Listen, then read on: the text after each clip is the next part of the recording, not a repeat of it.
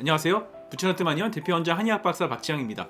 유독 겨드랑이에 땀이 많은 분들 계시죠? 날이 더울 때는 물론이고 요즘처럼 날이 추울 때도 조금만 긴장하면 겨드랑이에 티셔츠나 와이셔츠 부위에 땀 자국이 나서 상의를 벗기가 민망하시죠. 또 이 겨드랑이 땀은 땀 냄새까지 다른 부위의 땀과 달라서 신경이 많이 쓰이시잖아요. 제가 그동안 다양한 다한증에 대해서 영상으로 다뤄왔었는데요. 오늘은 땀이 많은 다한증 중에서도 악질, 곁땀, 겨드랑이 땀의 원인과 한의학적인 치료 방법, 생활관리 팁까지 알려드리겠습니다. 영상을 시청하시기 전에 먼저 구독과 좋아요, 알람 설정까지 부탁드립니다.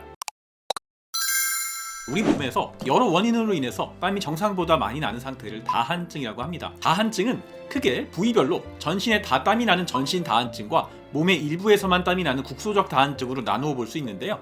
손발에 땀이 많은 수족 다한증, 머리와 얼굴에 땀이 많은 두한증, 사타구니에 땀이 많은 음한증, 오늘 주제인 겨드랑이에 땀이 많은 것을 액한증이라고 합니다. 그런데 겨드랑이에 땀만 많은 것이 아니라 겨드랑이 땀에서 냄새까지 나는 것을 액취증이라고 말합니다. 우리가 흔히 이야기하는 암내가 여기에 해당합니다. 땀샘은 크게 두 가지가 있는데요. 에크린 땀샘과 아포크린 땀샘이 있습니다. 문제는 겨드랑이에 주로 분포하는 아포크린 땀샘입니다. 아포크린 땀샘에서 분비되는 땀은 점도가 높고 분비 당시에는 냄새가 나지 않지만 피부 표면의 세균에 의해서 분해가 돼서 지방산과 암모니아가 생성되면서 냄새가 나게 됩니다. 서양 백인들과 흑인들은 대부분의 암내가 있고요. 동양인들은 이에 비하면 좀 드문 편입니다. 서양인들이 데오드란트를 꼭 쓰는 이유가 이 암내 때문에 그렇습니다. 겨드랑이 땀인 액한증과 냄새가 나는 액취증은 외과적인 절개인 수술을 통해서 치료하기도 하는데요.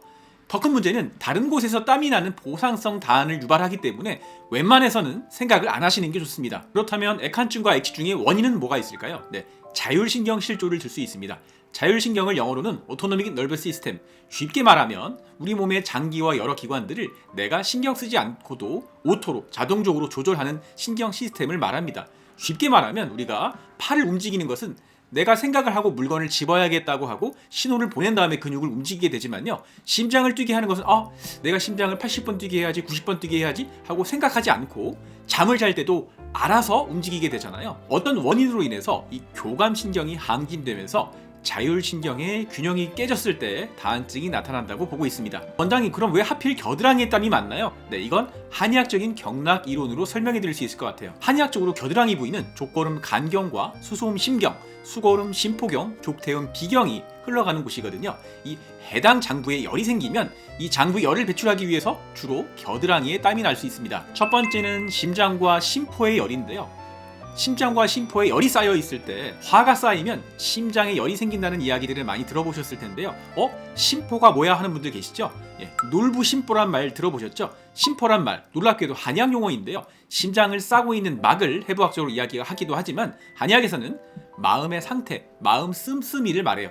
지속적으로 스트레스를 받아서 이 심장과 심포에 열이 쌓여 있을 때 땀이 나는 건데요. 보통 덩치가 크고 얼굴 주변에 관골 부분이 불구스름한 사람이 많습니다. 두 번째는 간의 문제인데요. 한의학적으로 간도 정서와 밀접하게 연결이 됩니다. 스트레스로 간의 기운이 울체되면 간기 울결증이 생기거나 또는 간담, 습열이 생겨서 이를 배출하기 위해서 겨드랑이에 땀이 많이 나는 건데요. 간의 문제는 얼굴이 희고 짜증이 많은 마른 체질, 남성분보다는 여성분들에게 좀 더 많은 특징이 있습니다. 세 번째는 비위의 문제인데요. 예전에는 괜찮았다가 살이 갑자기 찌면서 겨드랑이에 땀이 많아지는 경우가 여기에 해당할 수 있는데요. 비위의 습열 때문입니다. 기름진 음식을 드시거나 소화가 안 되는 음식을 먹었을 때 땀이 증가하는, 곁땀이 증가하는 양상을 보입니다. 한의학에서는요, 진맥진찰을 통해서 앞서 말씀드린 원인을 파악한 다음에 해당 장부의 열을 꺼주고 장부의 순환을 도와줄 수 있는 한약을 각 개인의 체질에 맞춰서 처방합니다. 액취증과 액환증의 치료 기간은요, 대부분 참다가 또 다른 방법을 써보시다가 치료가 안 될 때 한의원에 오는 경우가 많기 때문에 6개월 이상의 장기적인 치료가 필요합니다. 그렇다면 일상생활에서 겨드랑이 땀을 없앨 수 있는 방법이 있을까요? 첫 번째는 스트레스 해소를 위한 취미생활입니다. 영상마다 너무 자주 등장하는데요. 또 나왔죠. 만병의 근원 스트레스. 스트레스가 쌓이면 심장에 열이 쌓이고 간의 기운을 울체시키기 때문에 직접적인 액한증의 원인이 될 수 있습니다. 따라서 취미생활을 하실 때는 본인의 성격과 반대되는 취미생활을 추천드립니다. 조용한 성격이라면 활동적인 에어로빅이나 등산 등에 몸을 쓰는 게 좋고요. 활달한 성격이시라면 명상이나 바둑두기, 클래식 음악 감상 등의 차분한 취미생활이 좋겠습니다. 두 번째는 고지방, 고칼로리 음식 피하기입니다. 고칼로리 음식은 비위 습열을 조정합니다. 다시 말하면 소화 흡수 과정에서 다량의 열량을 발생시키고 이는 땀 분비 호르몬을 증가시켜서 땀의 분비를 증가시키기 때문입니다. 액한증, 액취증이 있는 분들이라면 삼겹살이나 햄버거, 감자튀김 등 기름진 고열량 음식의 섭취는 무조건 줄이시는 게 좋겠습니다. 세 번째는 인삼이나 홍삼 끊기입니다. 혹시 시청자분들 중에서 몸에 좋다고 홍삼을 몇 년째 장기 복용 중인 분 계신가요? 인삼과 홍삼은요, 체질에 맞지 않는 분들이 상체에 열이 많은 분들이 드셨을 경우에는요, 열을 조장하는 다한증의 원인이 되는 독약이 될 수 있습니다. 한의사의 정확한 진찰을 받기 전까지는요, 일단은 인삼이나 홍삼, 수삼 등 삼류는 끊으시는 게 좋겠습니다. 원장님, 인삼은 체질은 안 가려도 홍삼은 체질에 관계없이 먹을 수 있다던데요? 네, 절대 아닙니다. 홍삼은요, 인삼의 사포닌 성분이 우리 몸에서 좀 더 흡수가 잘 되도록 쪄서 말린 것일 뿐 그 효능은 대동소이하기 때문입니다. 네 번째는 충분한 수분 섭취입니다. 액한증, 액취증 환자분들은요, 겨드랑이 땀을 통해서 수분이 손실되기 때문에 늘 수분이 부족할 수밖에 없고요.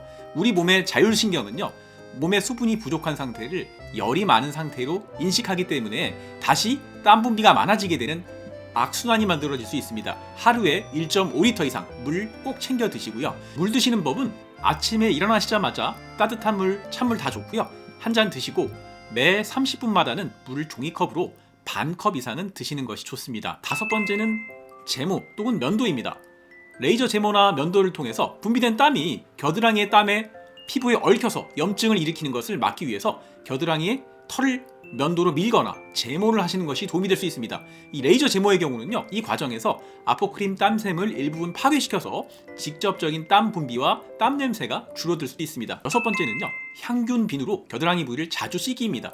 겨드랑이 부위는 비누로 잘 씻어서 말려주고요, 땀의 흡수와 통풍이 잘 되는 천연 섬유 속옷을 입으시는 것이 좋습니다. 상의 외투를 벗을 자리가 있을 때는요, 데오드란트를 바르시는 것도 괜찮은데요, 데오드란트는요, 모공을 막아서 색소 침착을 가져올 수 있거든요. 따라서 여성분들이라면 너무 자주 사용하지 않으시는 게 좋겠습니다. 네, 겨드랑이 땀, 액한증과 겨드랑이 냄새, 액취증에 좋은 혈자리 알려드리겠습니다. 첫 번째는 소부혈인데요, 스트레스로 인해서 심장과 심포에 열이 쌓여 있을 때 풀어주는 혈자리입니다.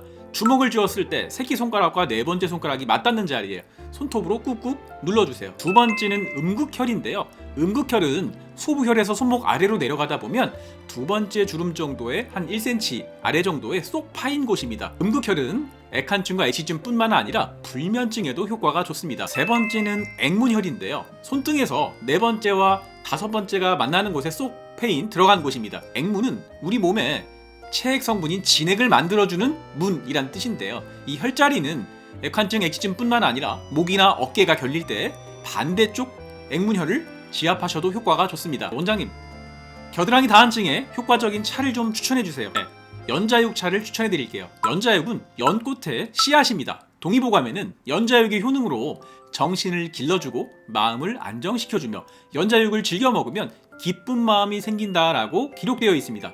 연자육은 이뿐 아니라 우울증에도 도움이 되고요, 심열을 내려서 이로 인해서 나타나는 다한증과 모공을 잡아주는 힘을 길러주는 데도 도움이 돼서 다양한 다한증에 도움이 됩니다. 연자육 차를 만드는 방법은요, 연자육 30g을 후라이팬에다가 하얀 표면이 누르스름해질 때까지 볶아줍니다. 그 후에 물 1리터에 넣고 약불에다 30분 정도 달이시면 됩니다. 오늘 영상에서는 다한증 시리즈 중에서 겨드랑이에 땀이 많은 액한증, 더 나아가서 악취, 암내까지 나는 액취증에 대해서 알아봤습니다. 가장 큰 원인으로는 자율신경 실조증이 있고요, 그 중에서도 유독 겨드랑이에 땀이 많은 이유로는요, 심장과 심포의 열, 이는 얼굴이 붉고 체격이 좋은 사람에 해당하고, 간의 문제, 간기 울결과 간의 습열로 나타나는 경우를 말씀드렸는데요, 이 경우에는 얼굴이 하얗고 짜증이 많고 젊은 여성에게 많다. 세 번째는 비위습열, 기름진 음식을 즐겨 먹는 사람들이 겨드랑이에 땀이 날 수 있다라는 말씀드렸고요, 이 원인을 한의학적으로 진단해서 한약 처방해서 치료한다에 대해서 말씀드렸고요, 액한증과 액취증을 해소할 수 있는 생활 습관으로는요, 본인의 성격과 반대되는 취미생활, 또 기름진 음식은 피하고 인삼과 홍삼은 일단 끊으실 것, 또 충분한 수분 섭취와 겨드랑이 제모와 면도가 도움이 될 수 있다. 또 겨드랑이 부위를 향균 부위로 잘 씻고 천연 소재 옷을 입을 것에 대해서 말씀드렸습니다. 또 액한증과 액취증에 도움이 될 수 있는 혈자리로는 소부혈, 음극혈, 액문혈에 대해서 말씀드렸고요, 마음을 안정시켜주고 다양한 다한증에 도움이 될 수 있는 연자육차 만드는 법에 대해서 말씀드렸습니다. 오늘 영상이 도움이 되셨다면 구독과 좋아요, 알람 설정까지 부탁드리고요. 주변에 겨드랑이 땀이나 암내로 고생하시는 분들이 있다면 공유 부탁드리겠습니다. 오늘도 영상 시청해주셔서 대단히 감사합니다.